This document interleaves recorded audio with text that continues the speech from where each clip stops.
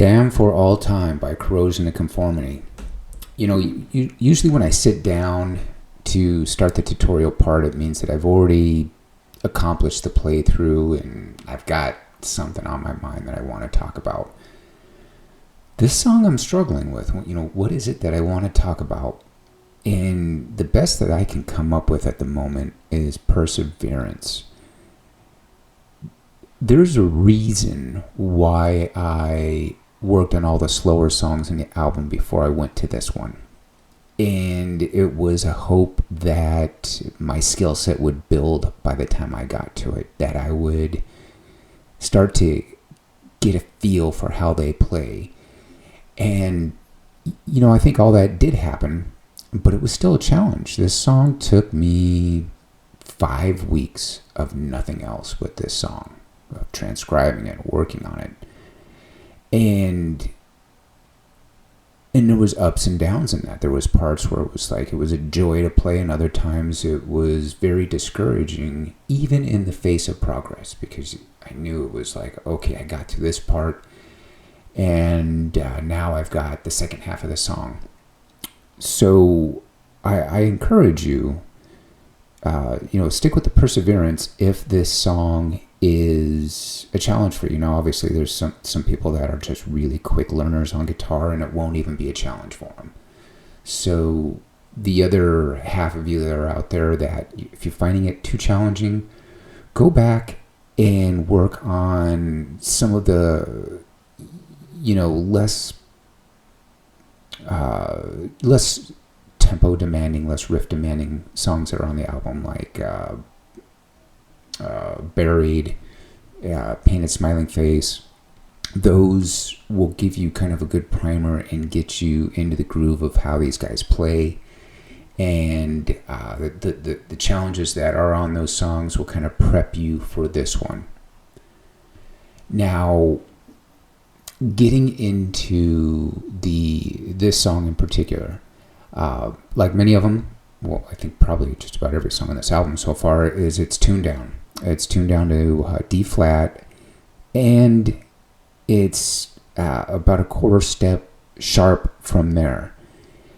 And this song kind of had two songs or two main parts for me. There was, and I roughly around the 3-minute and 13-minute mark, or maybe 3 minutes and 50 seconds, is when the second half of the song kicked in, and that's when the tempos really started to get fast.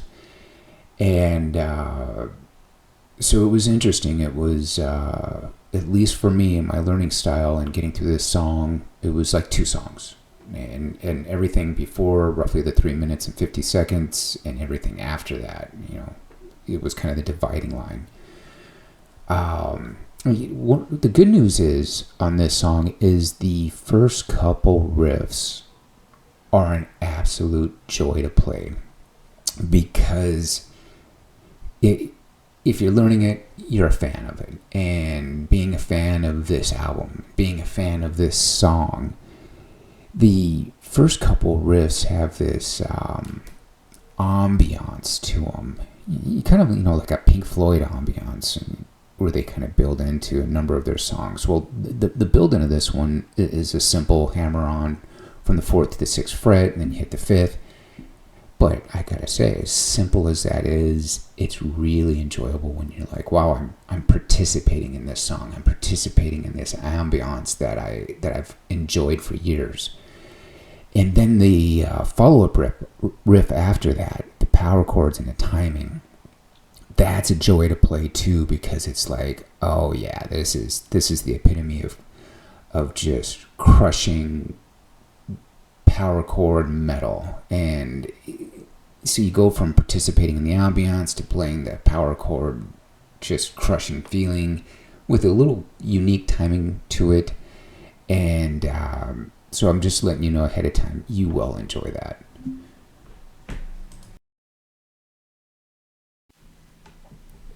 So let's get into an explanation or kind of a discussion on the riffs. So page 1, I've already talked about kind of the ambience of the riffs that start at the 15-second mark, and then the brutal fun of the power chords that kick in at the 42-second mark. It's important to talk about the riff at the 1 minute and 6 second mark. In the last part of the riff, it's got this, hammer on pull off that it was a challenge. It was fast. And listening to it slower, and if you look at that riff, again, I'm mentioning it that it started at the 1 minute and 6 second mark. There's a hammer on from the 5th to 6th string. That's what it sounded like at a slower pace, but I don't play it that way. And the reason I don't play it that way is neurologically, I couldn't. My brain and my hand reflexes just weren't on board to do that hammer on like that. What was it that I was doing here? Let me grab my guitar real quick and see what it was. Yeah, instead of the hammer on, I was picking it. You would think it's easy to do hammer-ons. Well, for some reason, the pattern was more obtainable for me if I picked that note. So, and that was an education for me. So I want to plant that seed with you as well, where if you've got to play it a certain way for it to work for you, in other words, if you've got to pick each note opposed to throwing a hammer on in the middle because it's messing with your flow,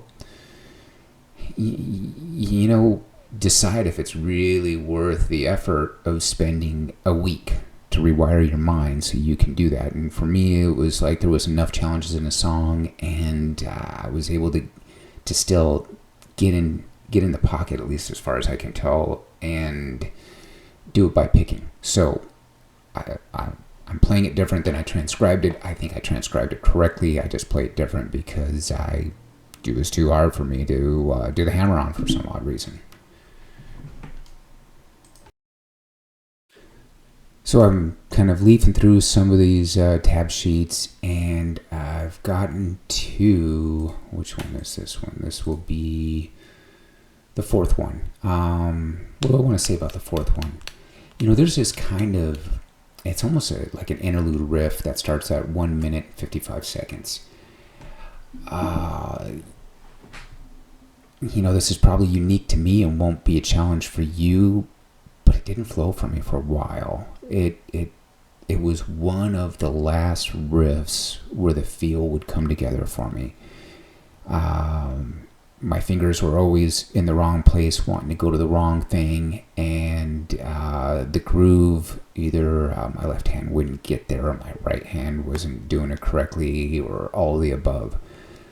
So if by some chance you run into the same problems as me, by the time you've learned the pattern of all these riffs, got up to tempo, this one was one of the last ones to click, and once it does, it's kind of cool.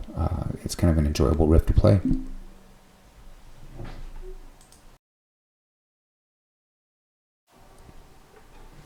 So the next tab sheet that stands out to me is tab sheet 8, and that's where I mentioned that 3 minute and 50 second mark. That's when things got fast, and if I remember correctly, yeah, I think I spent, if you take a look at the riff, that starts at 3 minutes 50 seconds, and there's a few variations of that pattern. That was like 5 hours of sitting there and just listening to it note for note. What are they doing? Oh, what's going on here? Oh, are they hitting it twice? Are they hitting it once? It was brutal. But when you work through it and you're following along with the original guys and you're hitting it note for note, it becomes worth it. And hopefully I got that section right. And hopefully you guys take the time to kind of get in the pattern with it and enjoy it.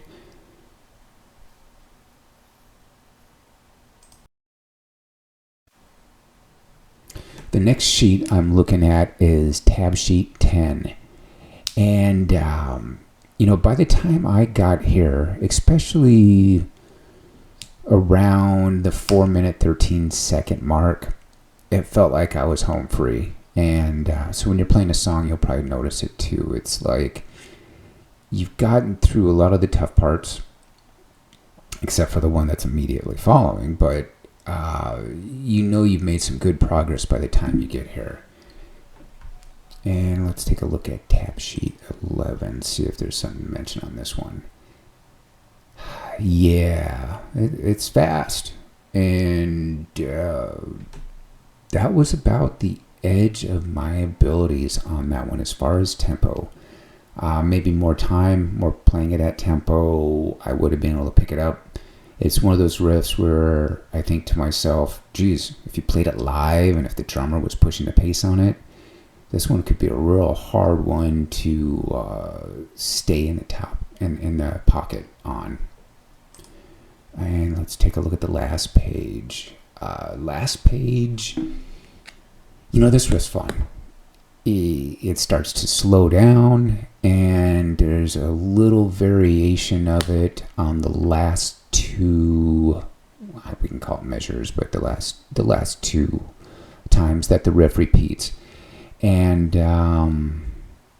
when I first was getting into it, I was thinking, the tempo's gradually decreasing, and it might be hard to nail it.